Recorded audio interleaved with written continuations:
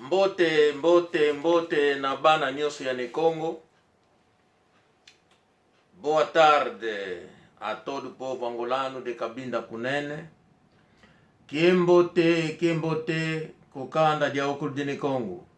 Bandeko programme ya lelo na kolobela mona lingala parce que bato basengi ebele balobi te loba na lingala olobaki na portugais soba na Congo mais soko lobi na portugais il faut pe olobaka na lingala bamusu balobi que non mona Congo dia kanda bobi bandeko nga nazali toyune Kongo azali ndeke oyo ayaka na sango po ayako yebisa na bato ya mboka bomoni bandeke bazaka na zamba kuna na zamba bazalaka bamonaka ebele soki nyama mabe azali koya po na zamba soki toyune Kongo asa moni ye okomona ye ayede na mboka ke bokeba nyama moko boye azali koya nzela oyo bato ya mboka bakimi. Donc toyune Kongo ndeke wana ayaka toujours na basango oyo malamu pour à prévenir peuple oyo pe bato baza komona te ayebisa bango mpo bamona bayeba bamibatela nga nazali toyune Kongo. Bandeko bokomama na kanal na biso na YouTube ana space ne space Congo. Kongo ezali konka donc Kongo Congo ya Royaume Congo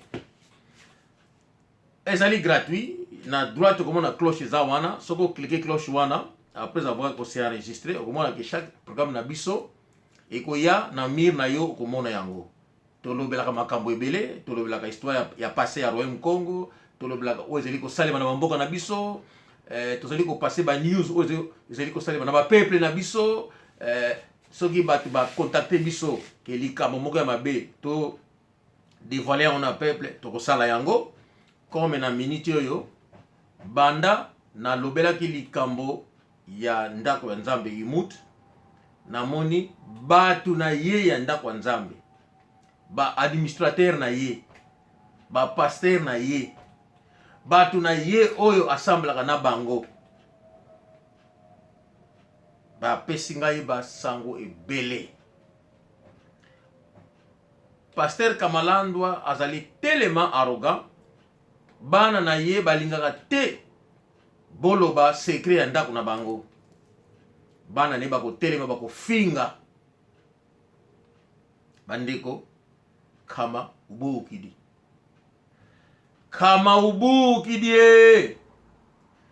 kama na ibuka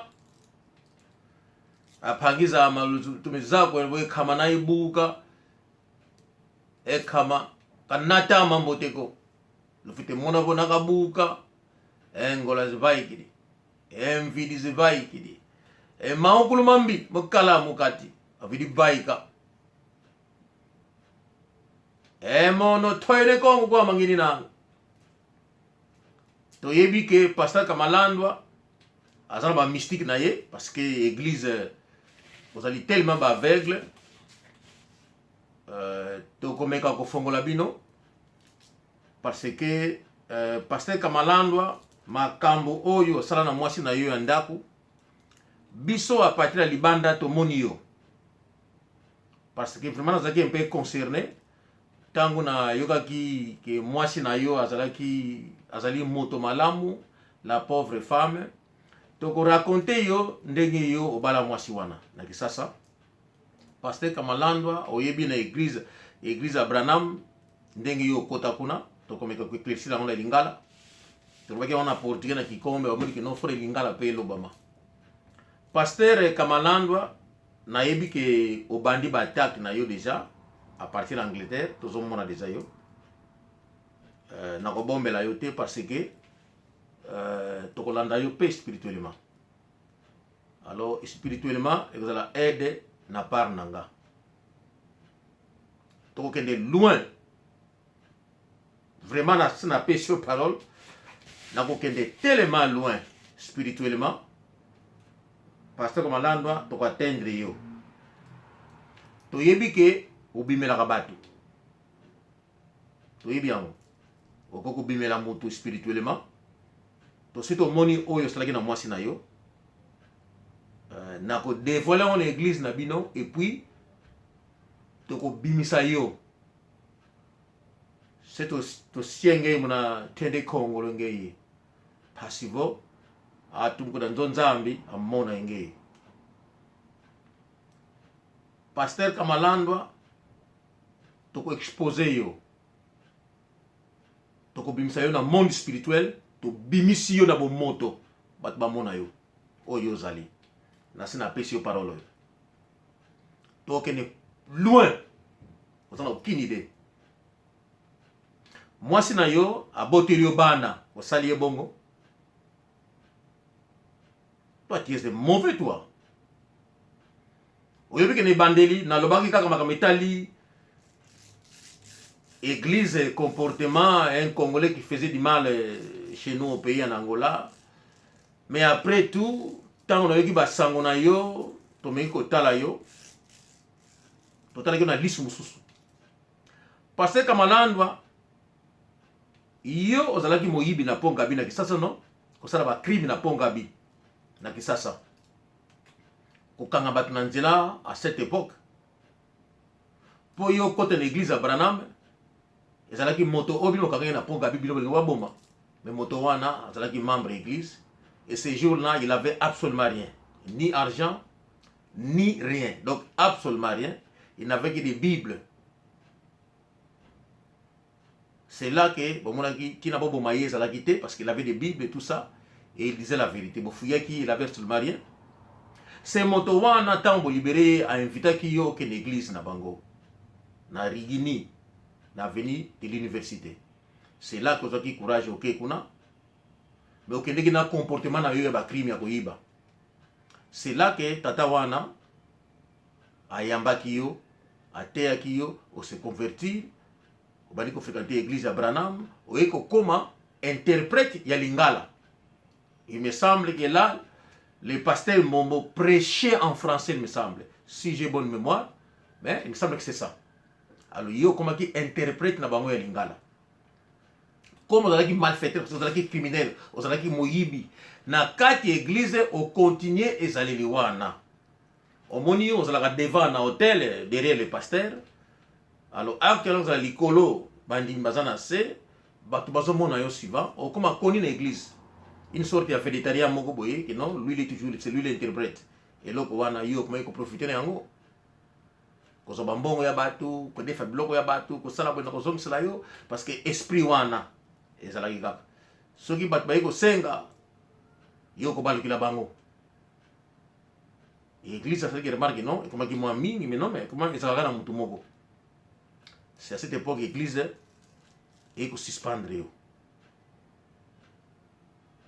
kobosana te pasteur Mbombo akomaki na problème ya santé akomaki kotia pasteur mosusu akomaki kosunga ye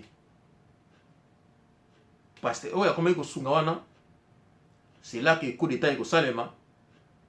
Pendant 6 à 7 mois, pasteur Mbouabelaki a tchaki adhésion na ye abana ko sima intérim na ye. Pasteur Motanga Zunga moni ke te nga premier santé na lina tika ba tia mutu mususu asime rôle na ngai. Mais bat ba kisaki vote. Na vote wana ba kisaki et le pasteur Mbombo croyait que adhésion parce que ça monsieur na ba ko passer.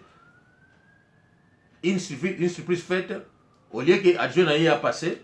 Pasteur Baré sur Barouzi et ko passé mais pasteur wana Barouzi wana mais yé mutu oyo bongo boma oyo a convertir à faire convertir yo na Branham non c'est pas lui donc il bossala ki ba papier extra bokota ki kuna na kati pour y a gagner bon monter même coup na addition ya pasteur l'église et pourtant yo yé ko ya donc les mêmes coups bossala ki na kisasa pour pasteur wana azwa place. Mais suka nango bayi ko écarter yo kaka na ya écarter ki yo pona comportement na yo ayebaki yango déjà ba exposer ki une église qui non moto yo ba nyongo eleki ya bato se futa te ba écarter avant de donc c'est là que yo koti na Angola tangu yo okoti na Angola mais osali les mêmes cas na Angola tangu yo yé na Angola okutaki église Branham existait déjà okutaki pasteur Lusingama na lingi yo corriger ngai so okutaki pasteur Lusingama te na Kisasa na Angola pardon tangu yo oye na Angola luko na yebisi yo kebo e kamabukidi maukulu sweka nge momo menanga mambi baika Angola MVD eyuma igori kalang mukati baika yango moma oito komi kuvila kani kombuta mutu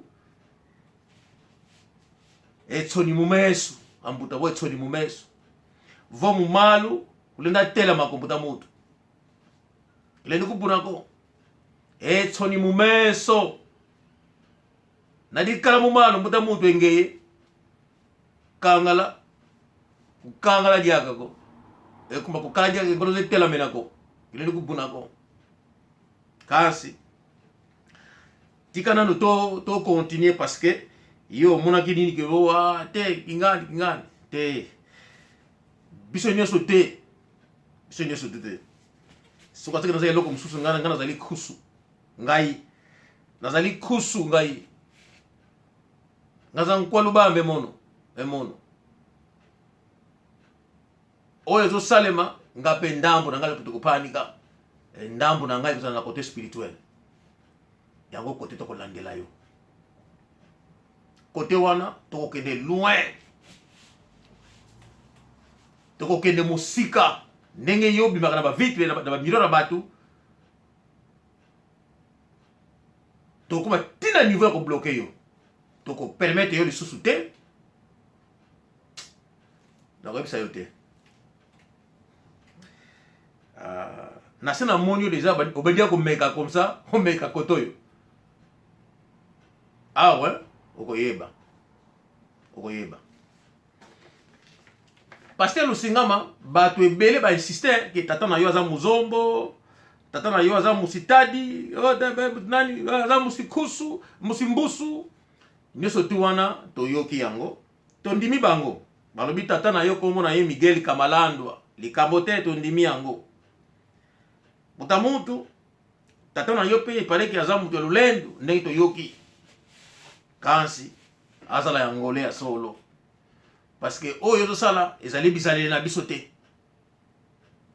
yango namonaki ntina ngai nakotaki makambo oyo nakotaki yango te mpo ozalaki muluba quoi que ça soit te les autres insistent que non ozali muluba mais ozali koutiliser ma famille moko boye et ba famille wana soki ezali lokuta toko atteindre bango c'est donc tout s'arrêter là je te donne ma parole à moins que ezala faux nakozongela yo pasteur Kamalandwa oyebi ke yo na Kisasa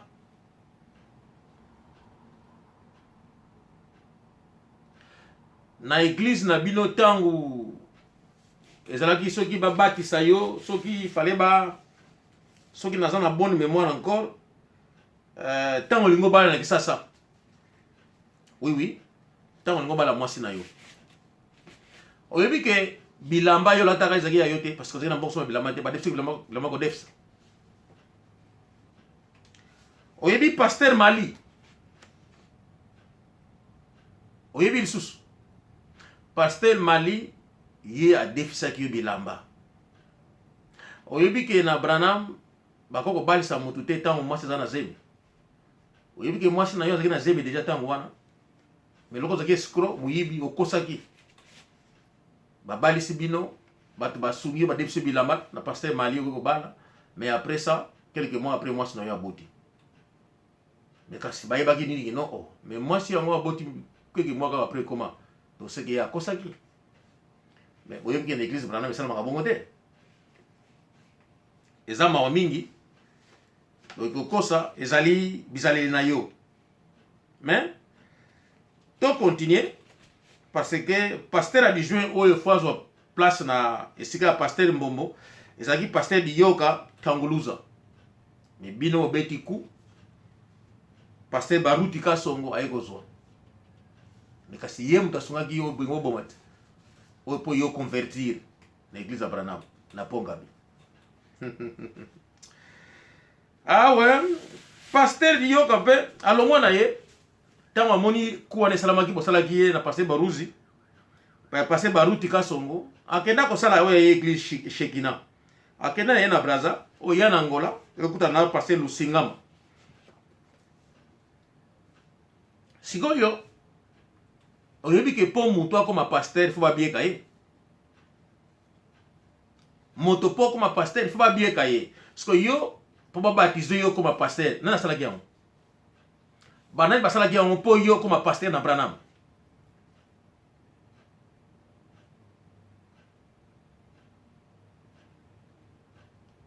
donc omikomisa pasteur yo moko ok mais kobosana te batant pasteur Lusingama azali kopesa yo mpo bana koprêche bato na église yo osalaki nini omonte coup ote ngai nazokenda nga Canada ngai nazala nga de passage mais yo baki ozokende Canada boko okenda Canada te donc okoma pasteur donc orépété même coup oyo bosalaki na Kisasa po pasteur Baruti Kasongo koma pasteur osali le même coup na pasteur Lusingama batu oyo bautaki Kisasa bazokota lokola yo ozali kotera lingala parce que baki portugais te bato mangala bazoya kuna baki portugais te pasteur Lusingama baotera na Kikongo na portugais ezalaki difficulté par bango alors yo sa profiter na yango badi ko mobiliser batu ba voter yo parce que pasteur Lusingama kaka tika la kuna bati no côté mususu parce que nzela ya Canada olongo kende longwa c'est ça ton coup mais pasteur Lusingama alongwa na ipe atikela yo akenda kosala ye église na Petre Angola ezalaki kaka poto to rappele yo yango yo otikali na Alexis Mambi botikala kuna bo continuer mais kasi bato ya nyongo bakomoya pe na Angola tango bato ya nyongo bote sasa bakomoseka mambongo oyebaki nini ozali kosala ozalaki na irmão Luzolo Mabiala Jean Paulo aza kosunga yo ebika limwa amonaka su te irmão wana alimwa amonaka su te mpona nini akomaki na conflit na yo conflit nini ya basi basi wapi basi oyo yo okendeki na bango na Windhoek na Namibia ba oyo yo olingaki olala na bango na chambre ya sud ye aboyi ya mekoma ngasi na futi déjà chambre pona ngai yo pe futa oyo abino ote me yelo ba anglais singla bango pesa ngai sud mais ba pesa yo sud comment yo zali pasteur zwa chambre moko bango na bati na chambre moko nini ya na Sonia siko na tuni yo pasteur Kamalandwa yo osa marié tu as une femme chez toi à la maison mais lorsqu'un pasteur voyage il voyage avec sa femme mais pourquoi tu n'as jamais voyagé avec ta femme c'est ça ma question pourquoi mais ta femme c'est maman pasteur non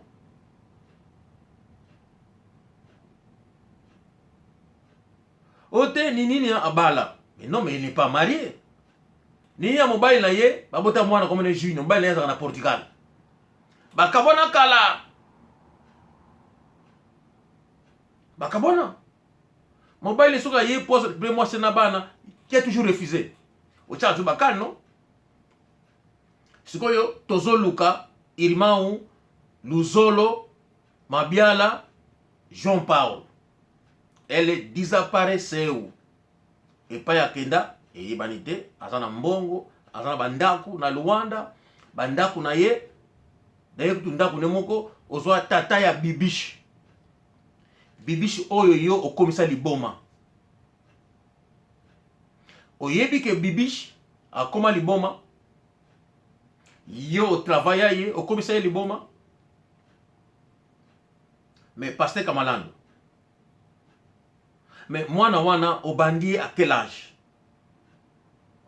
elle était trop jeune 17 ans 18 ans pasteur Kamalandwa qu'est-ce qui s'est passé avec Rosita chez toi à la maison Rosita akoli wapi? Na ndako na yo te. Elle n'a pas grandi chez toi à la maison? Pasteur Kamalando, nini esalamaki na mwasi ya Zola?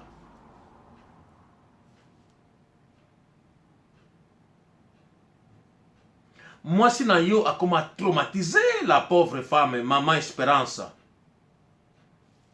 Qu'est-ce que tu as fait à ta femme? À l'exception, il y a traumatisé. Mais dans le monde spirituel, qu'est-ce que tu as fait à ta femme? Est-ce que les membres de l'église sont mon yango? Bazon mon ate?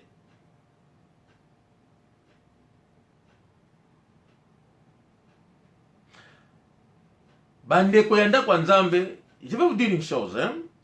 Bokendekenda kwa nzambe ko sambela, mais nous devons faire beaucoup d'attention. Pasteur azali moto lokola bino, azana mai na makila. Bobo sanate banda kwa nzambe nyuso tu obino bozo mona. Boko mona ke ba fondateur nango ba uta na Amérique. Na États-Unis. Ba uta na États-Unis. Est-ce que boyiba ki mabele ya États-Unis zali mabe ya ba sacrifice ba kisi, mabele ya mabe ya sacrifice ya kisi.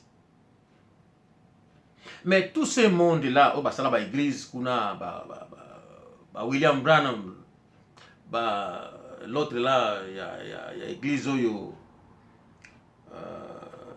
non pas universal, l'autre église celui de Christ, celui nini, je me souviens plus. Bah on nous surtout wana, bah ça bah occultiste. Beaucoup de monde a battu devant vous, bah ça pour prêcher. D'abord, c'est une façon de faire l'argent. Et ça, quelque part, commerce, c'est ça. Et battu sur tout, côté dans le monde, il y a occultisme pour nous attirer battu. Pour passer la femme, passer la combo, pour progresser. Tout ce monde-là. Et dans l'église, na bango, initiaka, pasteur na bango. Aujourd'hui, je vous informe. Pasteur Kamalandwa azala initié et puis azala ba kisi ya yemoko azwa à côté a augmenta na initiation ya église na bino ya Branham. Ça ngai mutaza ko dévoiler bino yango yangana bomoni asali mwasi na ye oye asala ye. Alors la pauvre femme va travailler et puis na ba trauma oyo azokene trou aza traumatisé tellement na makambo bali naza ko sala omoni ye akomi na état wana. Lelo que je vous parle, la pauvre fille Bibiche akoma liboma na Kisasa. Je vous informe ce que boye bakite. Lelo oyo Bibiche na Kisasa tata na ye soki Steven Azonga. Mais pourquoi Azan a souci à moi na ye à moi cité? Tata wana avanda kana ndako ezali ya yete, ndako wana ezali ndako ya ndeko Luzolo Mabiala Jean Paul. Sikoyo mbongo na ye nani bofuti te, ndongo ya 5 mois soki 6 mois. Boko futa mbongo ne pa ya nani parce que ye alimwa amona kalisute. Boboma ye Pasteur Kamalandwa boyebi ke na église na bino ndeko moko azakuna alimwa.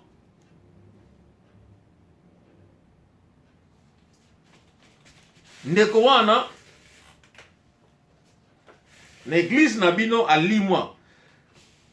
Ndeko Mbombi. Est-ce que église na bino ya Branham bozako se souvenir na kombo ya Ndeko Mbombi na tuni Pasteur Pembele yo defanda kozako benga que non tira aquele vídeo porque não é bom, é difamação. O nome do irmão Mbombi alimwa kaka boy amona na sute makambo oyo komaki tina futungu e lelo suite nango ezali nini. Irmão Mbombi desapareceu assim Porque ele viu uma coisa no pastor Kamalandwa. Pergunto eu, por que o irmão Mbombi desapareceu? Hein? Pergunto eu. Agora,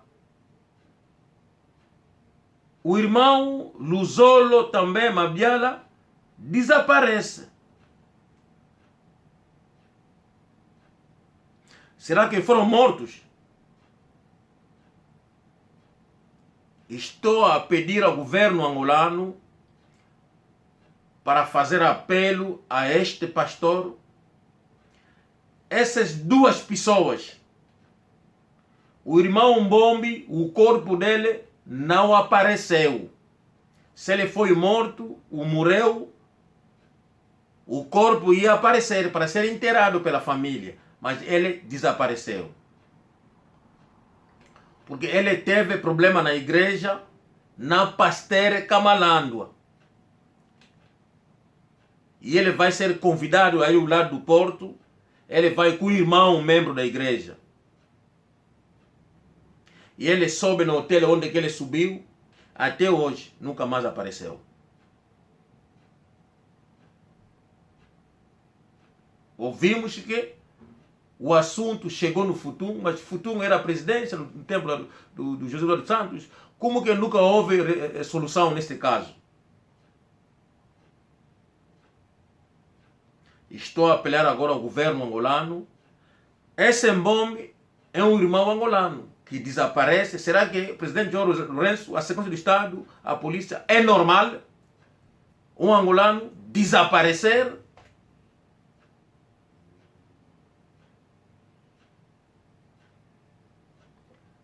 Pasteur Kamalandwa na yebi ke ngai uko yela nga na monde spirituel na yebi. Donc nazali ko bongama na monde spirituel oza na idée te. Parce que oyebaki te que je me trouve dans le monde spirituel nga naza. Parce que oyebaki te. Mais na salaka mabe na basi te, parce que dans le bouddhisme ça n'existe pas. Na bouddhisme to violaka basi te. Non. Na bouddhisme les gens me posent des questions, mais yo melaka, et pourtant na bouddhisme ba melaka te. Mais oui, ça fait 24 ans que dans le bouddhisme. 24 ans. Dans un blog comme ça, on relaxe parce que ce n'est pas important. On relaxe pour nous relaxer, ancienneté dans le bouddhisme. Mais jamais na violence moi si. Jamais na bébé sa vie à Moutou. Jamais na salama bébé moko na Moutou pour vivre na ye beba. Non. Quelle que soit la connaissance na biso, quelle que soit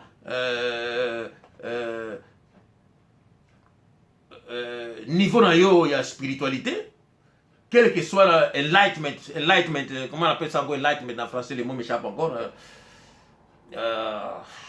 Enlightenment, ou bon, nachango, na yo, quel que soit na yo, niveau ya na yo na bouddhisme. Mais nous ne sommes pas obligés d'aller faire du mal aux gens. Hein? Ou utiliser en ça la malfaisance.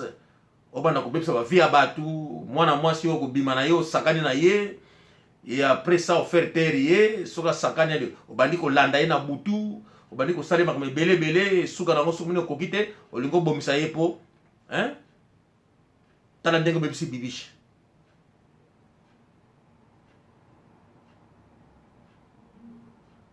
likambo ya bibishi nazana mutu na kosolo na ye na se na PC message côté na se na kutra na ye soki na kutra na mutu wana na ko pesa charge na mutu wana parce que makamana bishi na kota yango te mais mutu wana akosa charge na yango. Je te promets oyo sali na bibishi bako longola yango bako zonkisela yo yango. Langina tango lokuma mutu ko sala yango mais ce n'est pas important. mais nayebi kaka un grand trop connu dans le monde, trop connu, mais c'est un frère à moi. Ce que nayebi okondima te, un frère à moi. Et c'est kutana et toko localiser fille wana pour to sunga ye. Toko zo oyo ye azanango oyo saliye toko zongisa ngwe pa na yo. Donc il faut na Angola ba mona yo. Église imute. Oko échapper sous terre. Makamona mino privé à église, là c'est vous. Avec les membres de l'église. Et n'y surtout oya mabe yo sala toko bimisa yango vous allez dévoiler. Et dans le monde spirituel, moi, je serai en charge. Nga.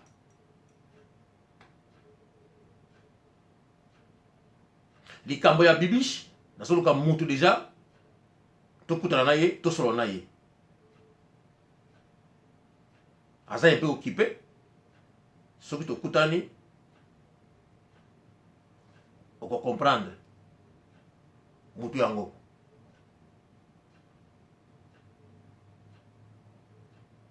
Ce n'est pas possible. Au bimi na ye, au saliba besoin na yo, c'est parce que ye, à partir des États-Unis, a si maman na ye allé qui est en Belgique, non oui, j'ai sorti avec le pasteur. Un ta yo au moni yango. Au comme go bimi na ye. Et on sait que ça là, on sait que ça na moi. Ça n'a pas de sens. Où est le programme 1? Nazo sala yo 2. Bana de Congo, Bokota.